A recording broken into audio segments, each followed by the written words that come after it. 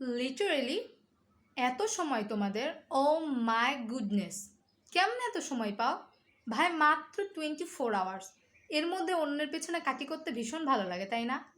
ভাই রে ভাই, কে কোথায় ডে দিল, কে কোথায় কোন পোস্ট করলো, কি ক্যাপশন দিল, কার সাথে ডে দিল, কার সাথে ফটোশ্যুট করলো, কে ফটোশ্যুট করে দিল, কার সাথে খাইতে গেল, কার সাথে ঘুরতে গেল, কার সাথে বসে আছে।